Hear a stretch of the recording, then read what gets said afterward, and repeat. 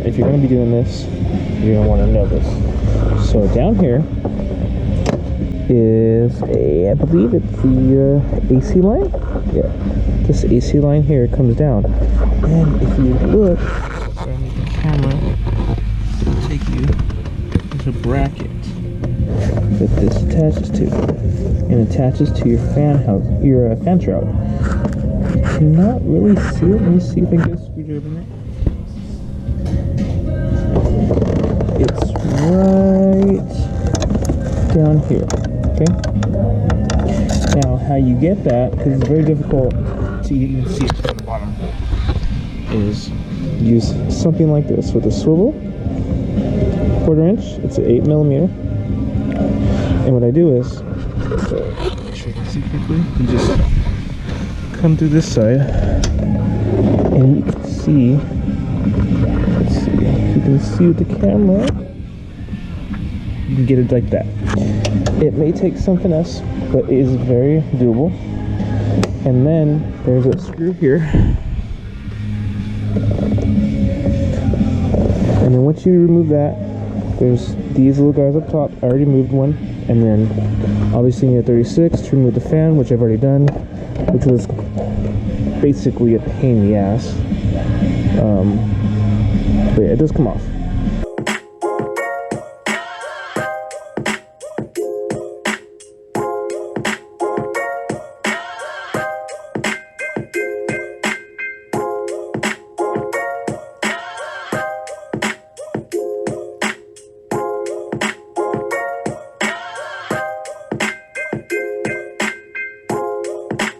So now the front will not change too much more.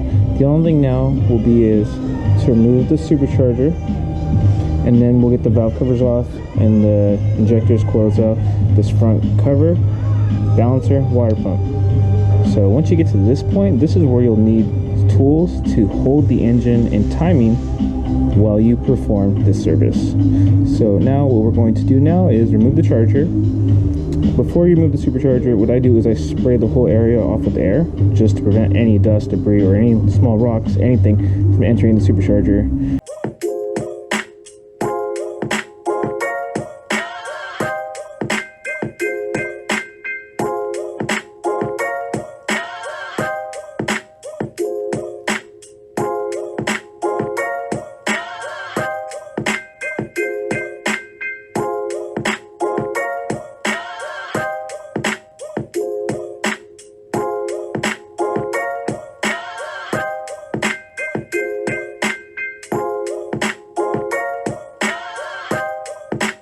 Okay guys, I'm sure you saw me struggling there for a cool minute, but let me just show you. So there's one electrical connector here, and then this one here, you can't really see it. Let me move it up a little more. I don't want to break that. One sec, let me move it. Okay, here we go. So this connector here is a bitch because you have to push up from the bottom. So that's really hard to get to. So that's why you saw me moving the manifolds up and then over. Also, oh, I broke this little hose. That's fine, I can fix it. No big deal. No big deal.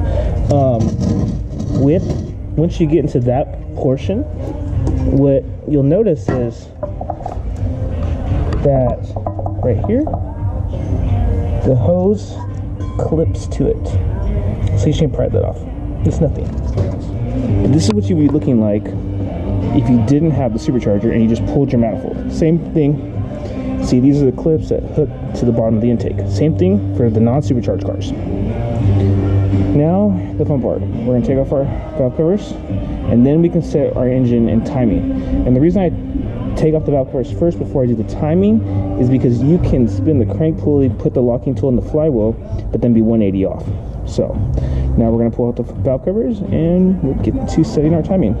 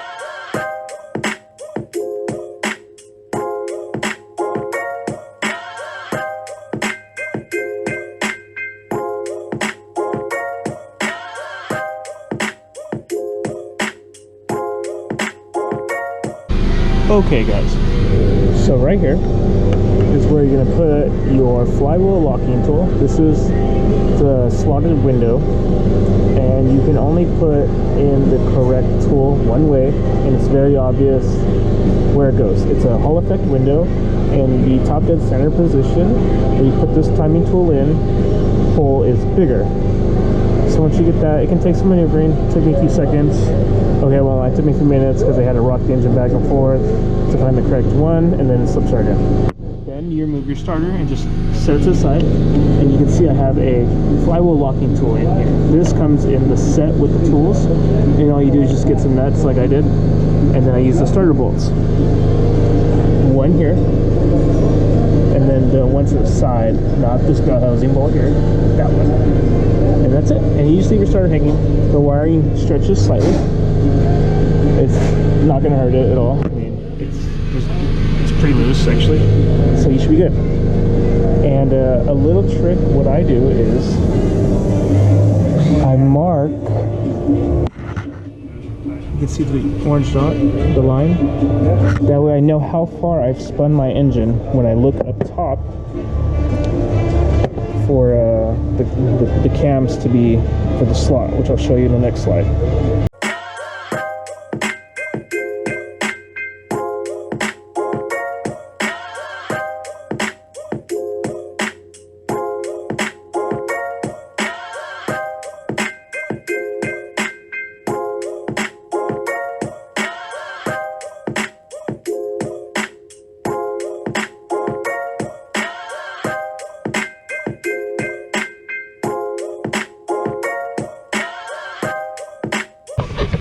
just so you can see what I was doing.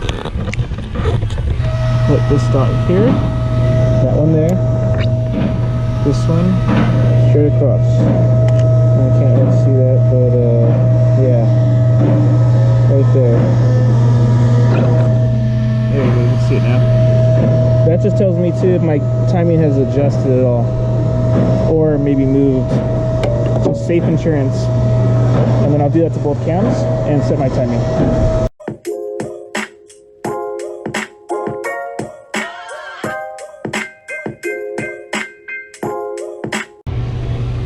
Okay, so one bolt has a 10.9 and one has a 12.9. The importance behind that is the 10.9 must be removed in a counterclockwise. If the bolt shows a 2.9, it must be removed clockwise. Good times.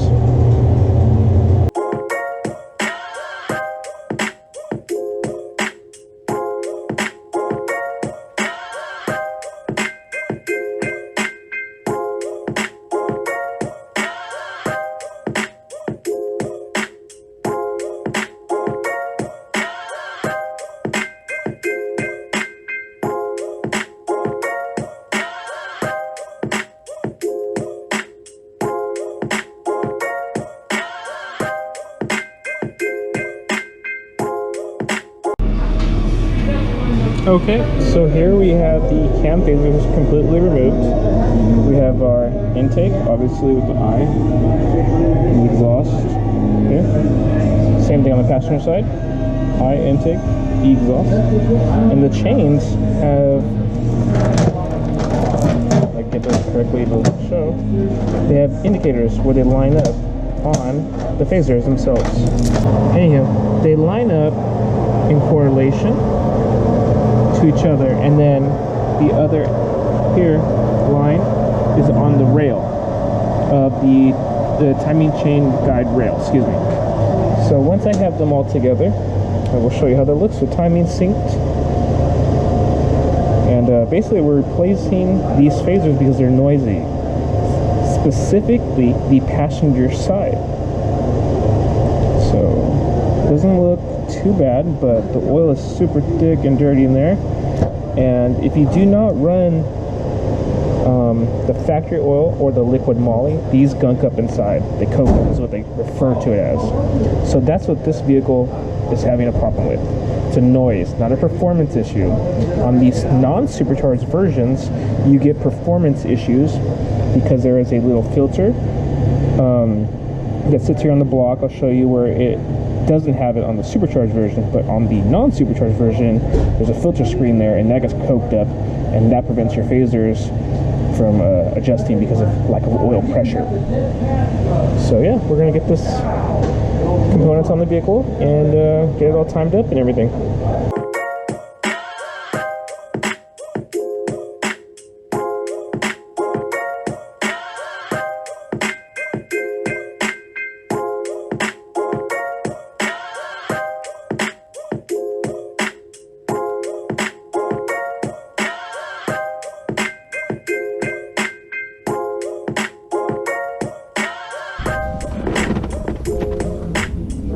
Okay, so those of you that are not familiar with timing chains, you want no slack here.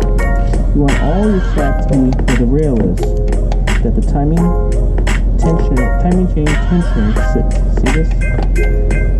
This is going to pull most of my slack. Same thing on this side. No slack, slack. This is where you want it, because the tensioner is obviously going to adjust that down. Now, since the car is not running, there's not a lot of oil pressure in these.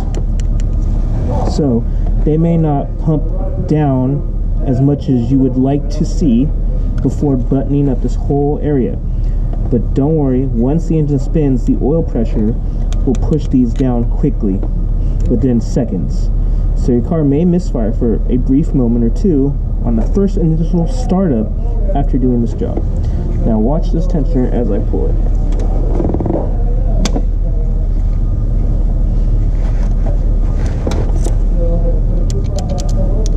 Perfect. you may still have a little bit of slack on the top by the cams, but that'll be okay because once this engine rotates, this tensioner will pump up more and pull the slack. 2, the cams may turn a little, and that will take up the remaining slack. This one is a same scenario.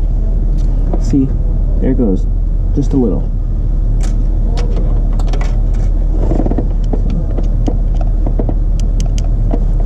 Once the car runs, this oil, or excuse me, this tensioner will pump up with the oil and it will go down further.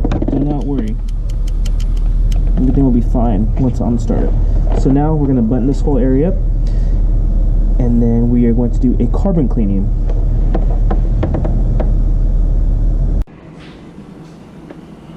Okay guys, so now we have the engine set and timing.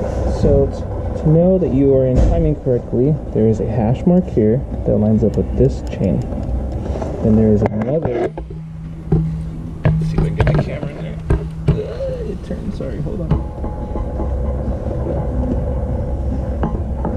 Right there. This hash mark here, right there. Then adjust the camera again. Okay, then there is a hash mark. Okay. Then you have one here to the chain. Right there. I put the little orange on there so you can see it better. Same thing on this side. Here and there. Here and there. Here and there. Now your engine is completely in time.